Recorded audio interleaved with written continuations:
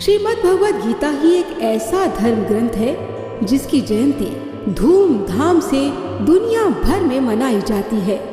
700 श्लोकों वाली श्रीमद् भगवद गीता 12 कलाओं से भरपूर एक ऐसा धर्म ग्रंथ है जिसे पढ़कर समझने के बाद फिर कुछ समझना शेष नहीं रह जाता। भगवत गीता आशा, उत्साह और प्रेरणा का अमृत तत्व लिए हुए सदैव सत्य स्वरूप आनंद स्वरूप अपने सुख को प्रकट करने की दिव्य विद्या से भरा ग्रंथ भगवत गीता है। इसमें कई विद्याएं हैं। 12 इसकी मुख्य विद्या कोई समझ ले गीता की तो फिर गुरु की विदाई के बाद भी गुरु तत्व में वह विश्रांति पा सकता है।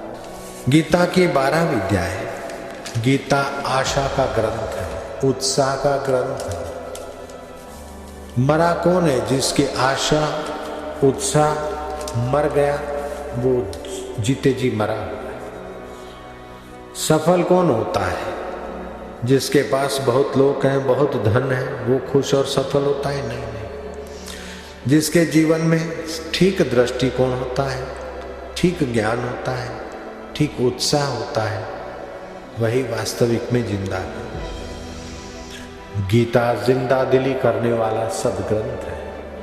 गीता का सत्संग सुनने वाला बीते हुए का शोक नहीं करता, भविष्य की शेख चिल्ली की कल्पनाओं से भयभीत नहीं होता, वर्तमान के व्यवहार को अपने सिर पर हावी नहीं करता और चिंता का शिकार नहीं बनता। गीता का सत्संग सुनने वाला कर्म कौशल्य पा लेता है, उसके अंदर 12 विद्याओं का निखार आ जाता है। पहली विद्या है शोक की निवृत्ति, दूसरी है कर्तव्य कर्म करे कुशलता से, लापरवाही से, द्वेष से, फल की लिप्सा से कर्मों को गंदा न होने दे, कर्म को कर्म योग बना दे। तीसरी विद्या है चित्त में तृष्णाओं का, कर्तापन का, बेवकूफी का त्याग करना। चौथी विद्या है कि भोजन ऐसा करे कि तुम्हें बीमारी स्पर्श न करे, बीमारी आई तो भोजन ऐसा अदल बदल हो जाए कि बीमारी टिके नहीं। शयन ऐसा करो कि तुम्हें बीमारी जल्दी आए नहीं, और आइए तो शयन के सिराने को ऐसा बदलो कि बीमारी को एक्सीलेटर मिले नहीं। जैसे तुम पूर्व के तरफ सिराना करके सोओगे अथवा तो दक्षिण के तरफ, उत्तर और पश्चिम के तरफ सिराना करके सोना रोग को, बीमारी को, विफलता को बुलाना है। अब पूर्व के तरफ सिराना करके सोते हो या दक्षिण के तरफ, और किसी कारण से आपको बीमारी हो गई कोई भी, तो आप दक्षिण के तरफ सोते हो तो दक्षिण वाला सिराना पूर्व के तरफ कर दीजिए। अगर पूर्व के तरफ सोते हो तो दक्षिण के तरफ कर दीजिए, आपकी बीमारी का प्रभाव घट जाएगा।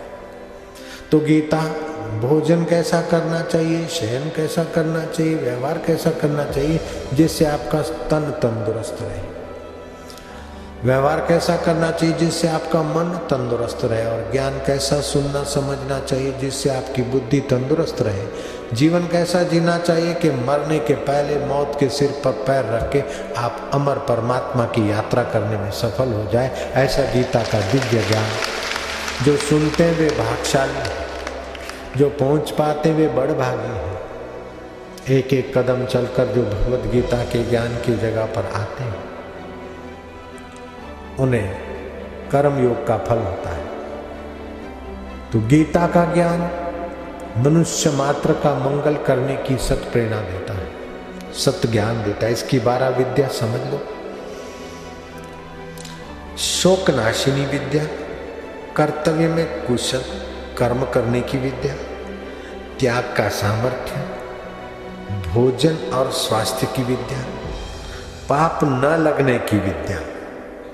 गीता में घोर युद्ध करते अर्जुन और पाप नहीं लगे, पाप न लगने की विद्या गीता में बताई है। कर्तृत्व भाव से, फल की इच्छा से तुम कर्म करते हो तो पाप लगता है, लेकिन कर्ता के अहंकार से नहीं, फल की इच्छा से नहीं, मंगल भावना से भरकर करते हो तो आपको पाप नहीं लगता। तो ये कैसा सनातन धर्म की महान विद्या है कि आप हित की प्रधानता से कर्म करें तो आपको कर्म बंधन नहीं लगता। जरा जरा बात में झूठ बोलने का लाइसेंस नहीं मिल रहा है, लेकिन जिससे सामने वाला का हित होता और आपका स्वार्थ नहीं तो आपको कर्म बंधनकारी नहीं होता, पाप नहीं लगता। छठी विद्या है, आप संसार में रहते तो खाना पीना रहना, बच्चे को जन्म देना, पैसा आदि विषयों में रहना, विषय सेवन की विद्या के आप ऐसे रहिए, ऐसे खाइए पिए कि आप संसार का उपयोग करो, उपभोग कर कर संसार में डूब न मरो। जैसे मूर्ख मक्खी चाशनी में डूब मरती है, सियानी मक्खी किनारे से अपना काम पटाकर चली जाती है। ऐसे आप संसार में सदा पहले थे नहीं, बाद में रहोगे नहीं। संसार से अपना जीविका भर का गाड़ी चलाकर बाकी का समय बचाकर अपनी आत्मा की उन्नति करो। इस प्रकार संसार की वस्तु का उपयोग करने की विषय सेवन की विद्या भी गीता ने बताई। गीता में 7वीं विद्या है भगवत अर्पण कर्म। 8वीं विद्या है दान विद्या।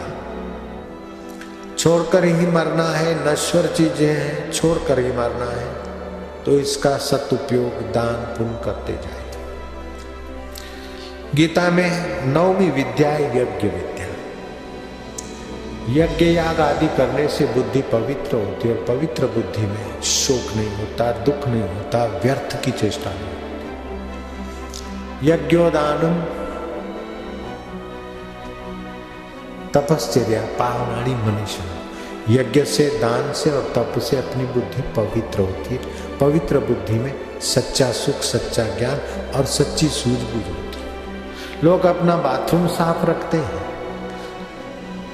अपना शौचालय गंदा नहीं रखना चाहते, लेकिन अपनी बुद्धि गंदी हो जाए तो उसकी परवाह नहीं करते। ये कलयुग के लोगों की क्या हालत।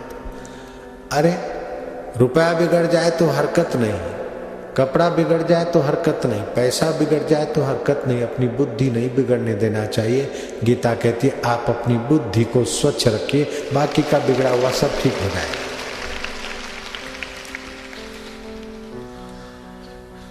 तो दान आदि यज्ञ आदि करने से औदार्य, सुख और मति की शुद्धि होती।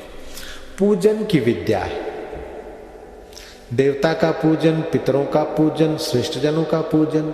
पूजन करने वाले को यश, बल, आयु और विद्या प्राप्त होती। गीता में 11वीं विद्या है ईश्वर बनाने वाली विद्या, जिसे कहा समत्व युग। आपके जीवन में सुख भी आया और चला गया, दुख भी आया चला गया। आप सुखी होने का भी मजा लीजिए, दुखी होने का भी मजा लीजिए। आप जीने का भी मजा लीजिए, मरने का भी मजा लीजिए, रस लीजिए। जीवन रसमय है। आपकी उत्पत्ति रस स्वरूप ईश्वर से हुई। आप जीते हैं तो रस के बिना नहीं जी सकते, लेकिन विकारी रस में आप जिएंगे तो मौत के कगार में जा गिरेंगे, जन्म मरण के चक्कर में जा गिरेंगे। निर्विकारी रस के तरफ आप आते हैं, आप रस स्वरूप, शाश्वत रस स्वरूप ईश्वर को पाते हैं। अपने जीवन समता का सद्गुण लाइए। 12वीं विद्या है कर्मों को सत बनाने की। आप कर्म तो करो, कर्म तो असत है, नश्वर है, लेकिन कर्म में करने की कुशलता आ जाए तो आप सत्य में पहुंच जाएंगे। कर्मों के द्वारा आप सत्य का संग कर लेंगे। आपने गरीब की सेवा की, माता की, पिता की, संत की, समाज की। नहीं तो छोड़ के तो मरना है। अभी हम 3 दिन सत्संग नहीं करते आपके आगे, तो 3 दिन तो हमारे बीतते तो सही ना। आप भी 3 दिन सत्संग में नहीं आते तो और जगह व्यर्थ जाते, तो ये 3 दिन सत्य का संग हो गया आपका हमारा। ऐसे ही गीता में कर्मों को सत्य बनाने की कला है कि आप कर्मों को सत्य बना दीजिए। वे कर्म आपको सत्य स्वरूप के तरफ ले जाए। आप कभी ये न सोचिए कि मेरे 10 मकान हैं, मेरे बापूजी के, मेरे 100 आश्रम हैं। इसकी आनता मत लाइए। आप अपना गला घोंटने का पाप न करिए। मकान हमारे हैं, आश्रम मेरे हैं, रुपए मेरे हैं, तो आपने असत्य को मूल्य दिया, आप तुच्छ हो गए। आपने कर्मों को इतना महत्व दिया, कर्म असत और आपको असत कर्म दबा रहे। मेरा इतना पद है, मेरी ये कुर्सी है, मेरा ये टाइटल है, तो टाइटल, कुर्सी, मकान, दुकान, धन दौलत से आप अगर बड़े बनकर बैठे हैं तो आप असत से दबने वाले तुच्छ प्राणियों की लाइन में जा रहे। धन जो बन का करे गुमान, सो मूर्ख मंद अज्ञान। रूप ॾिसी मगरूर न थी, एडो न जो नाज न कर, रूप सभई रावल जा थई, रावल जाए निरंग घड़ा। जे तो वट धन ऐं दौलत है तो दौलत सब दाता जी आ, तो वट तो उनजी अमानत आ। हमारी इतनी जमीन है, हमारे इतने आश्रम है, हमारे इतने शिष्य है, हमारे इतनी दुकान है, हमारी इतनी फैक्ट्रियां, हमारा अपने आत्मदेव के सुख को, सत्य को मारकर तुम असत्य को अपने छाती पर मत चढ़ाइए।